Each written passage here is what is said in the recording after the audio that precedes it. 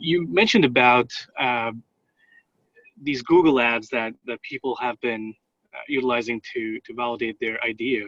And I feel like I'm just doing this wrong because every time I go on to try these ad channels, I hear these stories about people spending $5 a day, but every time I look at these keywords, they're all charging between, almost like $5 per click. So how are, Yes.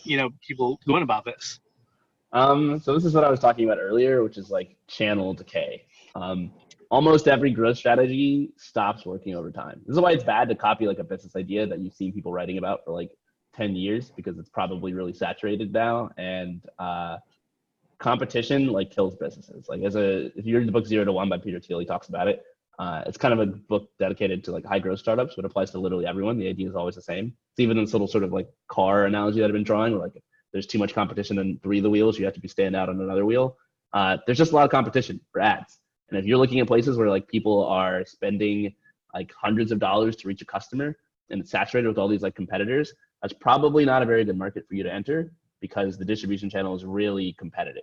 Or you just have to suck it up and like pay that much money and innovate in some other way. So those people who are able to do that profitably, it's because they have some, like one of the other wheels in their car is like super competitive and they're winning that way, right? Maybe their product is like super good, or maybe they have a ton of like, maybe their pricing doesn't matter because they have a ton of VC funding, so they can like charge low and compete on pricing.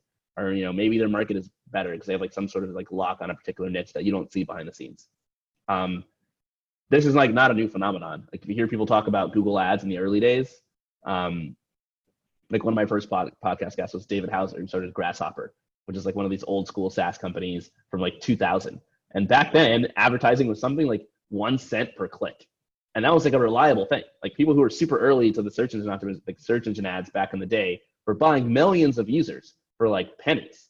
And like they built huge businesses as a result of that. Like Mailchimp got huge because it was like early to a particular distribution channel that now has been like kind of permanently closed off for people who don't find some sort of like other advantage, like a really specific niche, like bone broth to people on the keto diet, because the keto diet is a new trend. And so it's not saturated.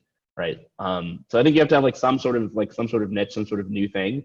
Otherwise, you're just going to be competing. The same thing happens to other channels too. Like Instagram influencers used to be super cheap. Now you want to advertise with influencers. Like the gig's up. It's been going on for like 5 or 6 years now. Like influencers are super expensive just to get like a kind of a crappy influencer.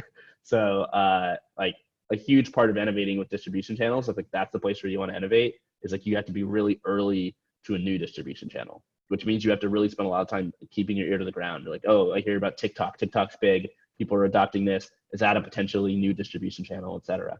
Or you have to do what I was just saying and like niche down with the market and really say, okay, I'm going to target an old distribution channel that's really saturated, but like some new trend that no one's bidding on keywords for, or something like that. Final thing I'll say is like your question was about validating an idea.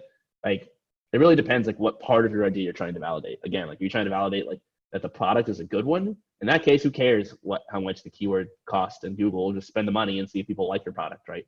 You're trying to validate like that the market is who you think the market is. In that case, again, like who cares about the pricing? Put the thing on Google, like eat the cost, and then like survey the people who click through and figure out like, are these the people who I hypothesized they would be? They have the same cares and concerns that like I thought they would, right? But if you're trying to validate the distribution channel, something you can reach profitably, then yeah, if it's super expensive, then that's not going to work for you. And like the vast majority of all business ideas like don't work. Like all different configurations of product, market, channel, and pricing, like for every million, of those configurations, like only one of them is a good business idea. So most smoke tests you put up on Google are not going to work. But there's still like an infinite number of good business ideas, like a 10 times infinity number of bad business ideas. So I would say just because it doesn't work doesn't mean like it can't work.